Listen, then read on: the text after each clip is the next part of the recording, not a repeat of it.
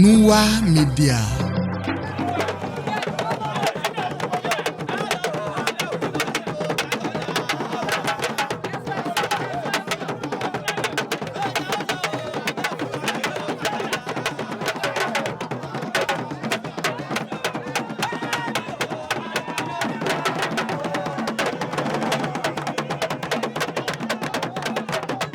Tí a bá ń sọ̀rọ̀ nípa ìṣẹ̀ṣe, Jìgbò jẹ́ ara ìṣẹ̀ṣe ní ilẹ̀ Yorùbá.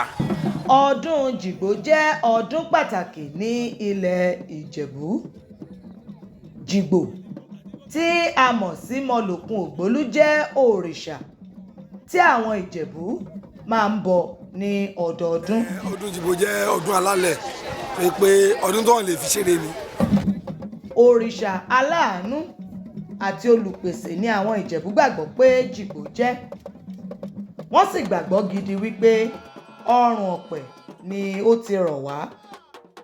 Ìgbàgbọ́ àwọn Ìjẹ̀bú ni pé lẹ́yìn ọdún Jìgbò tí wọ́n bá bọ́ bí àwọn baba ńlá wọn ṣe fi lé wọn lọ́wọ́, òjò á rọ̀, ara tu ilẹ̀, ìlú àti gbogbo ẹ̀dá tó ń bẹ lórí ilẹ̀ ìlú náà.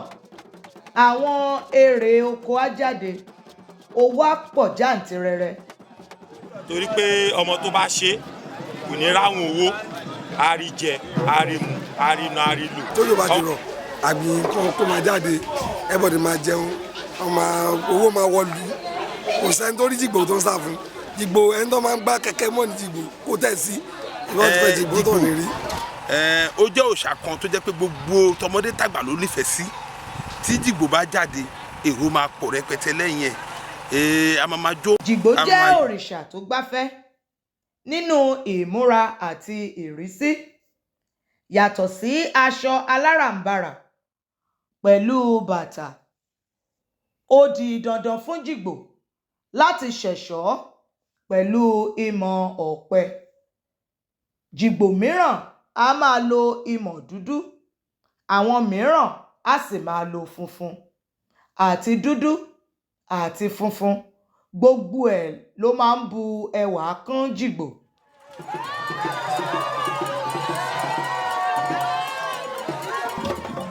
Ìpele mẹ́ta ni ọdún Jìgbò pín sí: ẹrẹ̀nà tàbí ẹrọ̀nà, Òde Àpapọ̀ àti ẹ̀bì.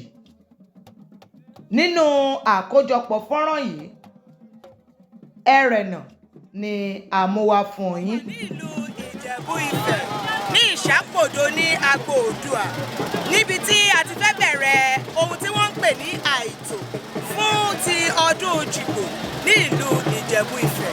Ní àṣálẹ́ yìí ni wọ́n máa bẹ̀rẹ̀ èyí tí wọ́n ń pè ní ẹrọ̀nà.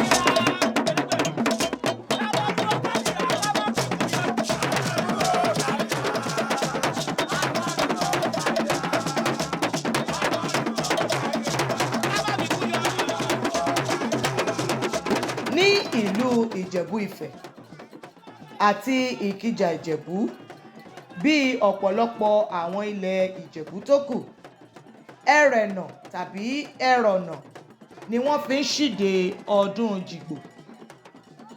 Àṣemọ́jú ni wọ́n fi ń ṣe. Wọ́n máa ti ń bẹ̀rẹ̀ láti àṣálẹ́, wọ́n á sì parí ẹ̀ ní àfẹ̀mọ́jú ọjọ́ kejì.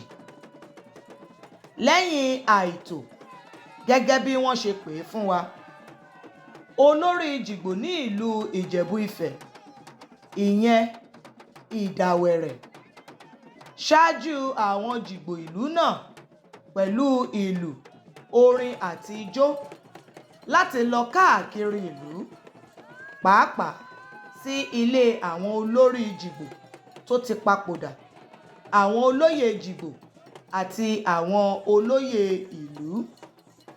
Lẹ́yìn èyí ni wọ́n padà wá sí agbo Oòduà ní Ìṣàpòdò fún àríyá, jíjẹ àti mímu.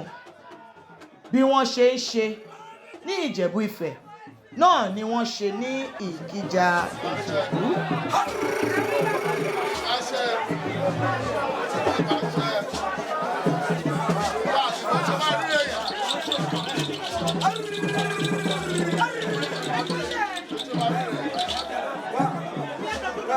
ṣùgbọ́n àkọ́jáde Jìgbò mọlòkun ògbólú ní Ìkìjà wáyé ní ọjọ́ kejì tí wọ́n ṣe ẹrẹ̀nà.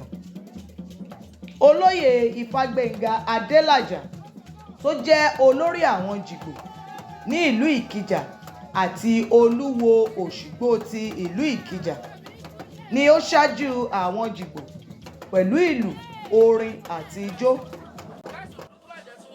Kí Jìgbò Ìkìjà tó rẹ̀kú, wọ́n bọ imọ̀ àti ẹ̀kú tí Jìgbò máa wọ̀. Wọ́n wúre kí ọdún lè jọ àti kí gbogbo àdúrà lè gbà, kí búburú kankan kó má ṣe sí. Wọ́n da obì, àwọn tó máa ru ẹ̀kú sì bẹ̀rẹ̀ sí ní ru ẹ̀kú wọn, àtọmọdé àti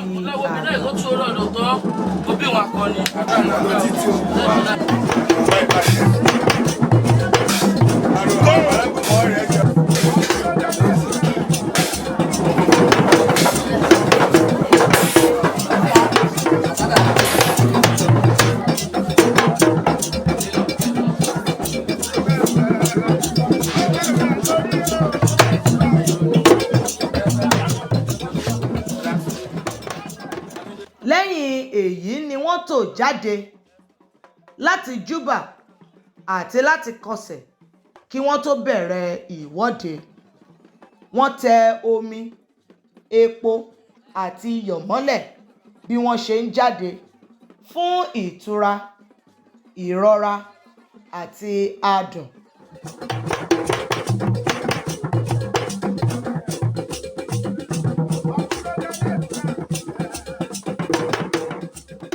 Odindi oṣù kan ni wọ́n fi ń ṣe ọdún Jìgbò ní ilẹ̀ Ìjẹ̀bú, tí àwọn Jìgbò máa ya ojúlé kiri láti wúre àti láti dá àwọn ènìyàn lárayá, tí ojúlé gbogbo tí wọ́n yà sì máa ń fi ẹ̀bùn fún Jìgbò, pàápàá ẹ̀bùn owó. Àṣà ẹni ṣe pàtàkì, ó ṣe kókó o. A gbọ́dọ̀ gbàṣà ẹni lárugẹ. Ká bá gbàṣà ẹni lárugẹ, ìyà á jẹ ní o. Àṣà òun rí ohun gangan àṣàwé gangan ohun gangan rẹ̀ lè gbẹ̀ni kalẹ̀.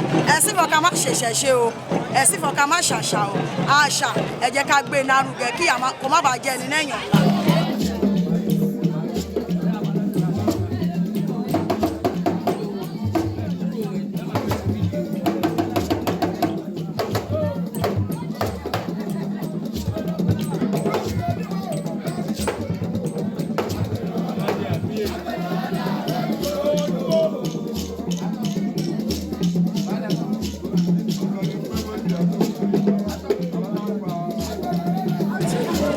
Once you forget your culture, you forget who you are.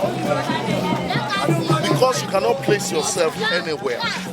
So, whether you are educated or you are illiterate, it has nothing to do with your culture. Because when God created you, you are not aware of it. So He purposely created you to a particular place, for you to belong to that place and to make good of it. So when you are born somewhere and you now think, oh, this is tradition, I don't belong to it. We're celebrating our identity, where we come from, our origin. So what are we doing that is wrong? So how can somebody come tomorrow and tell me that I should forget my origin? I was born into this. I was born into this. I grew up with it. And I will live with it and die with it. Yes, that's what I believe in. I am well-read. I have a doctorate degree. So you cannot call me an illiterate. This is for illiterate. No, I'm identifying with my origin, my culture. Ìṣẹ̀ṣe wọn ń ṣe pé bóyá èèyàn kan ń bọ Ògún àbí èèyàn kan ń bọ Èṣù àbí èèyàn kan ń bọ kankan nìkan. Ṣùgbọ́n ìṣẹ̀ṣe ní í ṣe pẹ̀lú gbogbo bí ìgbésí ayé wa ṣe rí. Bí àwa pàápàá bóyá yẹ ká hùwà gẹ́gẹ́ bí èèyàn. Bóyá ká nífẹ̀ẹ́ ọmọlàkejì wa gẹ́gẹ́ bí ara wa. Bóyá ká nífẹ̀ẹ́ ìlú wa. Bóyá ká ṣe nǹkan tó tọ́ àti nǹkan tó yẹ sí ìlú. Bóyá ká ní ìpayà àbí nǹkan àwọn mùsùlùmí náà máa ń lo ìpayà. Bóyá ká ní ìjayà pé tí a bá ṣe nǹkan tó tọ́ tó yẹ nípò tó bá fi wá sí àbí ní àyè tá a bá wà pé àwọn bàbá kan wà tí wọ́n ti lọ torí gẹ́gẹ́ bí Yorùbá àwọn kan máa ní òkú tó ti kú ó dọjọ́ ìdájọ́ kankan kò sí nǹkan tó jọ bẹ́ẹ̀ níṣẹ̀ṣe ọjọ́ téèyàn bá kú ìgbàgbọ́ wa ni pé àwọn tó ti kú yẹn wọ́n ń dúró dè wá wọ́n máa béèrè lọ́wọ́ wa báwo lẹ fi lé sílẹ̀ sí ilé ta filẹ̀ fún yín bá tó ìyẹn wà lára nǹkan tó yẹ kó máa bà wá lẹ́rù pé ọjọ́ ta bá kú ta bá lọ bá àwọn bàbá tó ti lọ yìí àwọn ìbéèrè tó máa béèrè lọ́wọ́ wa alákọ̀ọ́kọ́ nìyẹn pé ilé tó fi sílẹ̀ fún wa báwo la fi sílẹ̀ sí gbogbo nǹkan tó fi sílẹ̀ fún wa báwo la ṣe sí.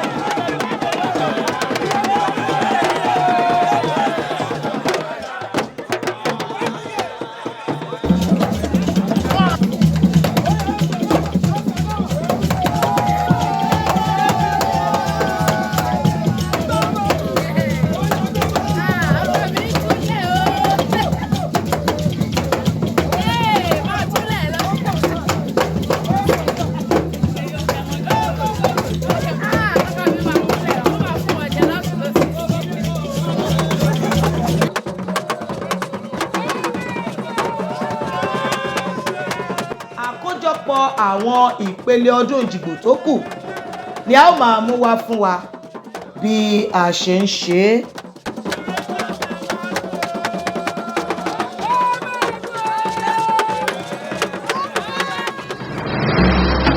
Nuwa Media.